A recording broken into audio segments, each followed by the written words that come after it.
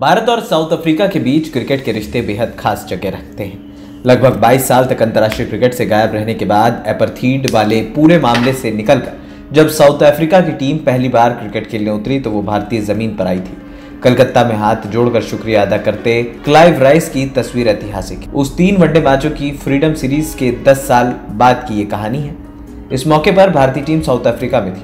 पहला test match south Africa ने बड़ी आसानी से जीता। ये मैच सहवाग का पहला टेस्ट मैच था और उन्होंने अपनी पहली टेस्ट पारी में शतक लगाया। मजे की बात यह है कि वो जिन्हें अपना आदर्श मानते थे उन सचिन तेंदुलकर ने भी सेंचुरी जड़ी। सचिन और सहवाग ने मिलकर 220 रनों की साझेदारी की, लेकिन इन दोनों के सिवा कोई और बल्लेबाज नहीं चला और भारत 379 रन ही बना सका। जवाब में दक्षिण अफ्रीका के टॉप 6 बल्लेबाजों में से 2 ने सेंचुरी लगाई और 3 ने 70 के आसपास रन बनाए। दूसरी पारी में इंडिया 237 ही बना सकी और दक्षिण अफ्रीका ने चौथी पारी में 54 रन बनाकर 9 विकेट से मैच जीत लिया। दूसरा टेस्ट मैच पोर्ट एलिजाबेथ में खेला गया। हमारी कहानी इसी मैच की है। पहली पारी में साउथ अफ्रीका ने 362 रन बनाए, जिसमें गिब्स अपने दोहरे शतक से मात्र 4 रन पहले आउट हो गए, लेकिन भारत ने अच्छी बैटिंग नहीं की। 201 पर पूरी टीम ऑल आउट हो गई। लक्ष्मण एकमात्र बल्लेबाज थे जिन्होंने अर्धशतक जड़ा था। हालांकि साउथ अफ्रीका की दूसरी पारी में बने 233 रनों के बाद भारत को 395 का लक्ष्य मिला और विकेट को देखते हुए यही माना जा रहा था कि मैच ड्रॉ होगा। 28 रन पर 1 विकेट के नुकसान पर 5वें दिन जब भारत बल्लेबाजी करने उतरी तब भी हर कोई यही मान रहा था और असल में हुआ भी ऐसा ही। अपना दूसरा मैच खेल रहे दीप दासगुप्ता को बैटिंग करने के लिए ऊपर भेजा गया। उन्होंने ओपनिंग की और राहुल द्रविड़ के साथ 83 ओवर में 171 रनों की पार्टनरशिप। दीप दासगुप्ता ने 22 और द्रविड़ ने 36 की स्ट्राइक रेट से बल्लेबाजी की और यह सुनिश्चित किया कि 2 मैचों के बाद इस सीरीज का स्कोर 1-0 ही रहे। लेकिन इस कथित नीरस ड्रॉ के बीच एक और कहानी जन्म ले चुकी थी। जिस वक्त भारतीय टीम मैच ड्रॉ करने की जुगत में लगी हुई थी, उस वक्त तक टीम के 6 खिलाड़ियों को सजा सुनाई जा चुकी थी। सचिन को गेंद के साथ छेड़छाड़ करने के लिए एक टेस्ट मैच का बैन मिला था।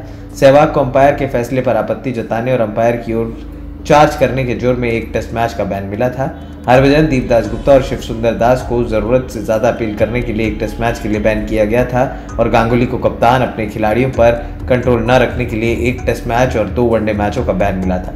इसके साथ ही इन सभी 6 खिलाड़ियों की 75% मैच फीस भी काटी गई थी, यानी इंडियन टीम की प्लेइंग 11 में 6 खिलाड़ी बैन किए जा चुके थे। जब पहला बीज जमीन पर गिरा था, मैच का तीसरा दिन चल रहा था और 60वें ओवर में हरभजन गेंदबाजी कर रहे थे। कालिस ने मिडिल और लेग स्टंप पर एक गेंद टैप की और फॉरवर्ड शॉर्ट लेग पर खड़े सहवाग ने अपनी दाहिनी ओर कदम उछलकर और डाइव मारकर गेंद पकड़ी।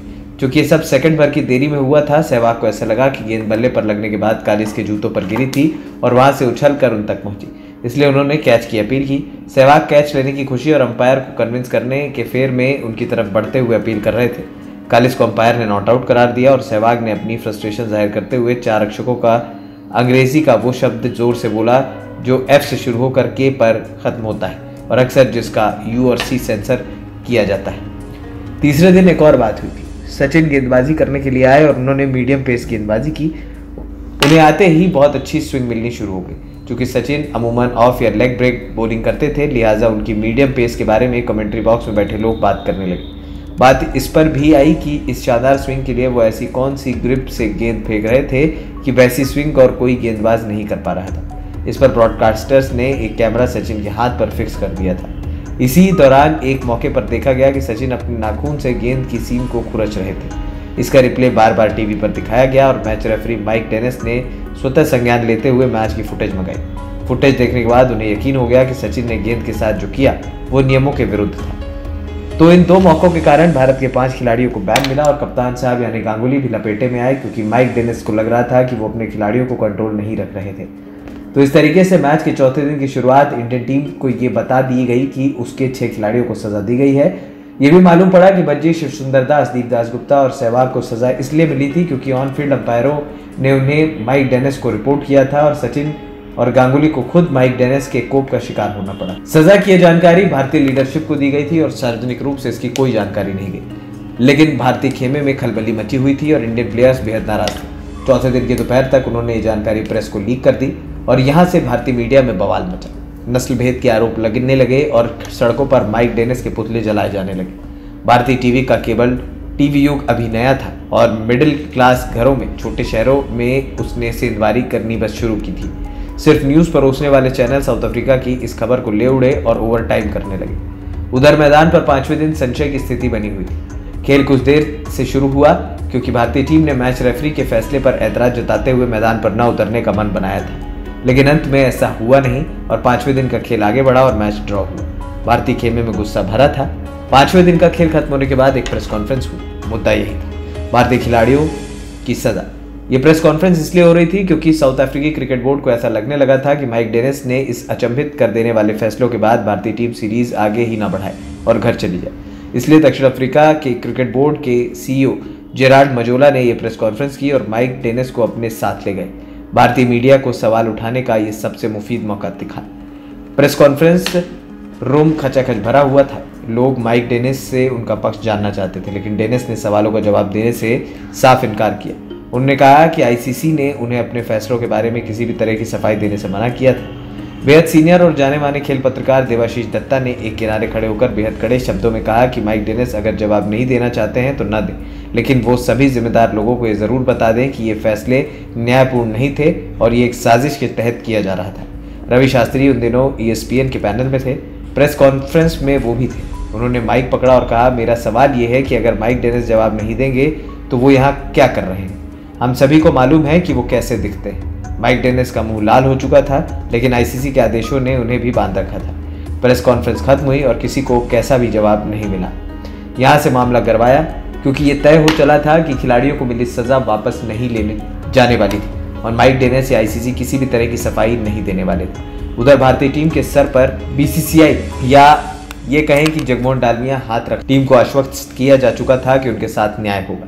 इस मैच के और इस बवाल के दो मुख्य भारतीय किरदार सचिन तेंदुलकर और गांगुली अपनी अपनी आत्मकथाएं लिख चुके हैं। दोनों ने अपनी किताब में इस घटना का जिक्र किया है। गांगुली ने इस घटना को मात्र एक पैराग्राफ लायक समझा, वहीं सचिन ने इस पर 2.5 पन्ने खर्चे। सचिन का ऐसा करना बनता भी है क्योंकि उन पर सबसे गंभीर आरोप लगे थे, बॉल के साथ छेड़छाड़ के आरोप। सचिन ने अपनी आत्मकथा में बताया कि जब माइक डेनिस ने उन्हें बुलाया और बताया कि उन्हें बॉल से छेड़छाड़ के आरोप में बैन किया जाएगा तो सचिन ने यह आरोप मानने से इनकार कर दिया। सचिन ने माइक डेनिस से कहा कि ये सच है कि मैंने गेंद को अपनी उंगली से खुरचा था, लेकिन मैं गेंद पर लगी घास को हटा रहा था। सचिन ने कहा कि उनकी गलती बस इतनी थी कि उन्होंने नियम संख्या 42.3 का उल्लंघन किया था, जो ये कहता है कि खिलाड़ी को गेंद की सफाई अंपायरों की मौजूदगी में करनी होती है। सचिन ने कहा कि मैच की इंटेंसिटी में वो अंपायरों को दिखाना भूल गए और अपने रनअप पर ही गेंद की सफाई कर। माइक डेनिस ने सचिन की सफाई को सचिन का कबूलनामा समझा और उनकी सजा मुकर्रर कर दी। इस पर सचिन ने फिर कहा कि माइक डेनिस को मैदान पर मौजूद अंपायरों से बात करनी चाहिए, क्योंकि गेंद से छेड़छाड़ को वो सबसे पहले पकड़ सकते हैं, क्योंकि अंपायर हर 3-4 ओवरों पर गेंद की कंडीशन चेक करते रहे। सचिन का सवाल ये था कि अगर मैदान पर अंपायर को गेंद की कंडीशन से कोई समस्या नहीं हुई और उन्होंने सचिन को रिपोर्ट नहीं किया तो मैदान के बाहर बैठे माइक डेनिस को कैसे बॉल से छेड़छाड़ के इसमें समझ आ गया। लेकिन माइक डेनिस ने कहा कि उन्हें अंपायरों से बात करने की कोई जरूरत नहीं और वो वीडियो फुटेज को ही सबूत मानेंगे। सचिन ने अपनी किताब में लिखा कि किसी भी अंपायर ने मेरे खिलाफ शिकायत नहीं की थी और खेल में बेईमानी करने का ये आरोप मुझे बेहद अपमानजनक मालूम दे रहा था। मैं इसे ऐसे ही नहीं जाने देने वाला था। मैंने माइक डेनिस को साफ शब्दों में बताया कि मैं इसकी शिकायत बीसीसीआई से करूंगा और चुप नहीं। सचिन ने आगे ये भी बताया कि तमाम बातें सुनने के बाद बीसीसीआई ने आईसीसी से कहा कि भारतीय टीम माइक डेनिस में अपना विश्वास खो चुकी थी। टीम बना चुकी थी कि अगर जरूरत पड़ी तो वो टूर बीच में ही छोड़ देंगे, लेकिन बेईमान होने का लेवल उनसे बर्दाश्त नहीं होगा। बीसीसीआई को माइक डेनिस को हटाने की मांग आईसीसी ने खारिज की। आईसीसी पूरी तरीके से माइक डेनिस के फैसलों के साथ खड़ी। इस पर भारतीय बोर्ड ने कहा कि वो तीसरा मैच खेलेंगे ही नहीं और टीम वो वापस बुला लेंगे। आईसीसी ने फिर से दोहराया कि वो किसी भी दबाव में आकर मैच रेफरी को नहीं बदलेंगे, क्योंकि ये सभी क्रिकेटिंग नेशंस के सामने एक गलत उदाहरण पेश करेगा। इधर बीसीसीआई और आईसीसी के बीच मामले को उलझता देख साउथ अफ्रीका के क्रिकेट बोर्ड में भी खलबली मची हुई। बीच में टूर रद्द होने का मतलब था कि साउथ अफ्रीका को बड़ा नुकसान उठाना पड़ता। वो ऐसा कतई नहीं चाहते, लिहाजा उन्होंने कदम बढ़ाने शुरू किए। उन्होंने सीधे माइक डेनिस से कहा कि वो खुद ही तीसरे टेस्ट मैच में शामिल होने से मना कर दें और मामला वहीं खत्म हो जाए। माइक डेनिस ने ऐसा करने से इनकार कर दिया। मामला फिर वहीं आकर भारतीय बोर्ड अभी भी ये कह रहा था कि वो तीसरा मैच नहीं खेलेगा। अब साउथ अफ्रीका ने आईसीसी को बाईपास किया और सीधे बीसीसीआई से बात की। भारतीय बोर्ड की पेशकश दी गई कि साउथ अफ्रीका खुद माइक डेनिस को हटाकर एक दूसरा मैच रेफरी ले आएगा और मैच करवाएगा। भारतीय बोर्ड इस पर राजी हो गई। दोनों बोर्ड्स ने ये बात आईसीसी को बताई। काटो तो खून नहीं वाली कहावत आईसीसी उसने फिर से दोहराया कि टीमें अपने आप किसी मैच ऑफिशियल को नहीं हटा सकती। लेकिन दोनों क्रिकेट बोर्ड तय कर चुके थे कि साउथ अफ्रीका के डेनिस लिंडसे मैच रेफरी होंगे और तीसरा मैच तय दिन पर खेला जाएगा। आईसीसी ने कहा कि अगर ऐसा होता है तो तीसरे टेस्ट मैच को ऑफिशियल टेस्ट मैच का स्टेटस नहीं मिलेगा। दोनों क्रिकेट बोर्ड्स ने इस पर कोई ध्यान नहीं दिया। इसके बाद आईसीसी ने कहा कि वो 6 में से 5 खिलाड़ियों पर बैन हटा रही है। सिर्फ सहवाग पर लगा इमीडिएट बैन लागू रहेगा, क्योंकि ऑन फील्ड अंपायरों ने उनकी शिकायत की थी और उन्होंने मैदान पर खेल के दौरान अभद्र भाषा का इस्तेमाल किया था। भारतीय क्रिकेट बोर्ड ने आईसीसी का यह फैसला तो स्वीकार कर लिया, लेकिन वो इस बात पर टिका रहा कि तीसरा मैच बगैर माइक डेनिस के ही खेला जाएगा। और फिर 23 नवंबर को सेंचुरियन के मैदान में तीसरा टेस्ट मैच शुरू हुआ। सहवाग को एक मैच के चलते नहीं खेलने को मिला। माइक डेनिस को हटाकर डेनिस लिंडसे को रेफरी की कुर्सी पर बिठाया गया और इसके चलते आईसीसी ने इस तीसरे टेस्ट को ऑफिशियल टेस्ट का दर्जा नहीं दिया। आप कहेंगे कि आईसीसी ऑफिशियल टेस्ट मैच का दर्जा दे या ना दे, उससे क्या फर्क पड़ता है, क्योंकि मैच तो हुआ ही। तो इसका जवाब आपको उदाहरणों में मिलेगा। तीसरे टेस्ट मैच में सहवाग को नहीं खिलाया गया क्योंकि दूसरे टेस्ट मैच पर उन पर एक मैच का इमीडिएट बैन लगा था। इसके ठीक बाद टीम इंडिया ने अगला टेस्ट मैच 3 दिसंबर 2001 को खेला। ये इंग्लैंड के खिलाफ मोहाली में होना था। मैच शुरू होने से पहले टीम इंडिया को बताया गया कि इस मैच में सहवाग नहीं खेल सकते, क्योंकि उन पर एक मैच का बैन लगा था जो उन्हें तुरंत ही सर्व करना था। आईसीसी को बताया गया कि सहवाग ने साउथ अफ्रीका के खिलाफ तीसरे मैच में सहवाग नहीं खेले थे, तो आईसीसी ने कहा कि वो ऑफिशियल मैच था ही नहीं, इसलिए आईसीसी के सामने सहवाग ने अपनी सजा भुगती ही नहीं और इस तरह सहवाग को इंग्लैंड के खिलाफ भी वो मैच मिस करना पड़ा। दूसरा उदाहरण और भी मजेदार है।